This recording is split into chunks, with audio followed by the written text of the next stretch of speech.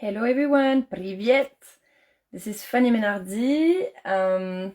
Меня зовут Fanny Menardi. I'm trying to do my Russian class today, but I'm answering your questions. I was watching the information, the news from the media. Of course, I'm a little nervous right now because these are stories that have been following me for 5 years and finally coming out to the surface and, telling the truth to everyone and trying to advise with so many great projects that involve, the technology, that involve the governments, that involve international diplomacy and peace. And some people who are benefiting and profiting from those wars, when they see that nobody else is listening to you or nobody's hiring you, they just keep doing their thing. NATO, I have nothing against NATO, but it's true that I haven't heard them saying that they were going to try to negotiate with Russia a single time. All I've heard is they're saying we're going to increase defense spending, and they're just buying weapons from the United States or now the US stopped selling weapons to them. Or at least directly to Ukraine. So we don't know exactly what's going on, but we know that NATO is selling weapons to Ukraine with loans that they give them.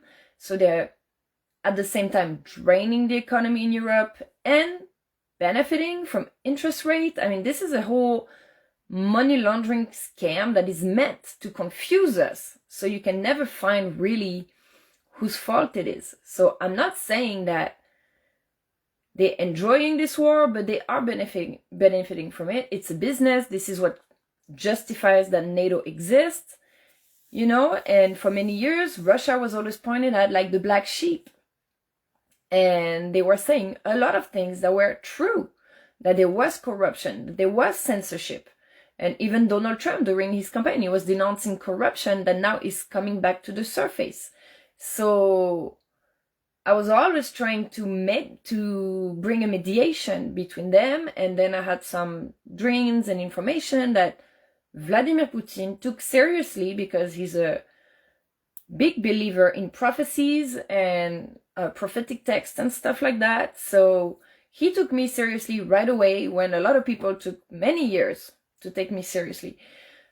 But the methods, like keep this war going, and like this morning it's my birthday and I woke up like horrible with such anxiety, like seeing, SpaceX showing how they're going to launch thousands of rockets that pollute the air within 5 years. Russia saying he's going to deploy his nuclear missiles. Everything I've been trying to improve.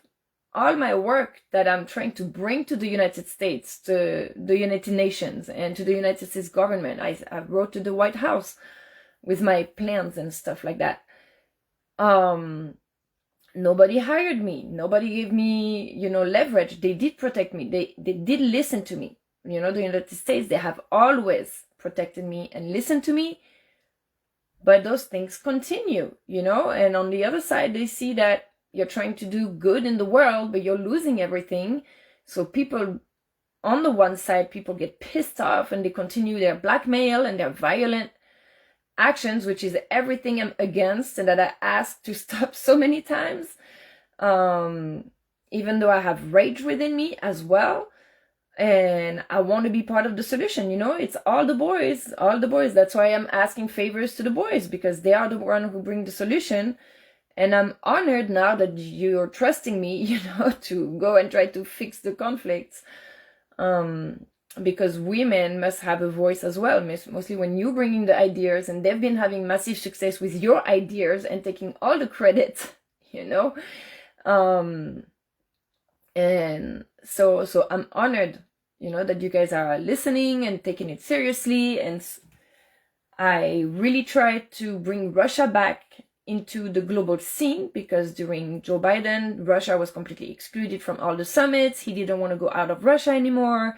Now he's reconsidering meeting with the Ukrainian president. This is because of President Trump's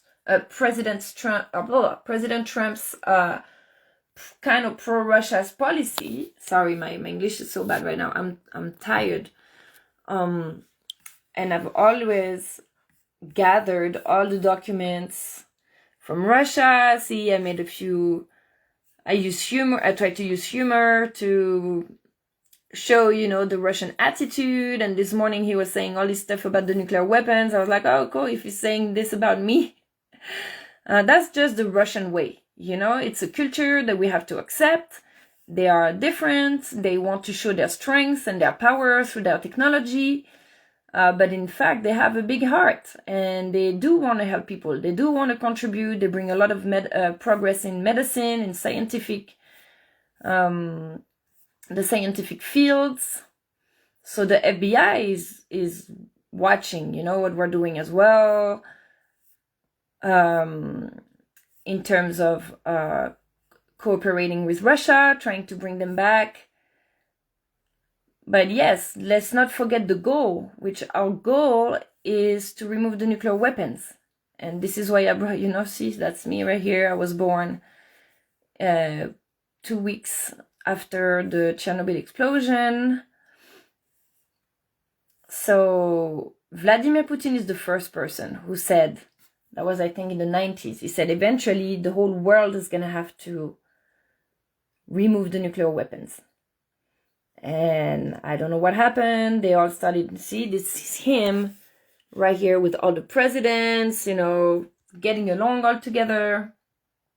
And then the Nobel Prize Committee awarded, you know, Nihon Idanko, which is the Japanese association, to bring awareness against the nuclear weapons. They said, so Jürgen Wadne-Friedness, he said, it's naive to think that humanity can survive in a situation where global security depends on nuclear weapons. Then the Secretary General of the United Nations said that as well in his speech at the Global Assembly in 2023 or 2022. I think so. We've really been working together on all of that. But it's been so frustrating. You were asking, you know, how does it feel? Because you're trying to bring peace and there is all this blackmail going on that is just so scary. Because you're like, no matter what good deeds we're trying to do, they don't listen. And it's got to stop. So I'm asking Russia right now, the Russian president, if you are listening, that you less violence and less blackmail and less trust more, because I trust the United States government. I really do. They are good people. I don't know who is responsible for the release of Najes Mohammadi from the prison. I think it's the United States military who they are over there. They are taking control of the country and they are listening to us. So it's most likely them who encouraged that, but maybe it was also with some help from Russia, who is giving them refurbishing with weapons, you know. So I'm not saying it's a good thing that Russia is giving them weapons after we spend billions of dollars trying to remove their weapons, you know. So if they are giving them weapons to reassure them, showing them that you still have allies and we're going to accompany you during the political transition, this is what you have to tell them. We're going to accompany you for the political transition, but you have to agree to a political transition. You have to agree to the terms that America is saying. And then we will allow you to have some drones and to have a few weapons to defend yourself against the neighboring countries, like Israel, which we know is a belligerent country as well. But we really want to work together. You know, we haven't done this trying to promote Russia and to establish collaboration, to bring more fear of nuclear weapons and more blackmail and more violence and undoing the work that we're doing. If we're partners, we're working together, you have to listen to what the United States wants. And you have to speak on behalf of us to your allies and show them, yes, we can keep your uranium, we can give you some weapons, but we are going to supervise. If you don't trust the United States, you can trust Russia, the BRICS countries. but we're allies too. So we're going to supervise the political transition. You have to release the prisoners, not just Mohammadi. You have to free her. It's been a call from the international community, but it's not just her, you know. It would be unfair to free just one person because she has international recognition, but she represents a whole community of journalists, of women, oppressed citizens. So this is really, really have to be a part of the negotiation. Actually, when you're a president, saving people, releasing prisoners and stuff is a big part of your job. Of, you know, you cannot have this power above the law to make it right when maybe some corrupt judges or extremist regime and stuff imprisoned all these people who are trying to help their country. So yes, so that was a short video because it's late here. But I wanted to explain how things are unfolding and that I'm gladly making this cooperation. I don't know what NATO is doing right now. I'm sorry. I've really tried to do this, establish this bridge as well with the Secretary General of NATO. He's just maybe a robot. I don't know. He's just saying the same thing over and over, increasing defense capabilities, increasing budget spending. That's all he says. He's not talking about negotiations. He's not. All he says is that he wants America to keep giving them their money, you know, but they're not really helping in the Straits or any of the operations. They're not helping with Palestine when NATO, all the NATO countries, they're closer to Israel than we are. They're not helping with Palestine. Like, what is NATO serving for, honestly? NATO is not fighting against Russia. Ukraine is not a part of NATO. NATO is not doing anything. Like, they are just an organization that trains people. Yes, they're training people all around the world. They're building bridges within the NATO countries. But they're not doing environmental work or humanitarian work, nor military work. They're not involved in any of these wars, trying to save people. So this is really, I don't think we should be a part of NATO anymore. I support President Trump and Secretary Rubio when he says that.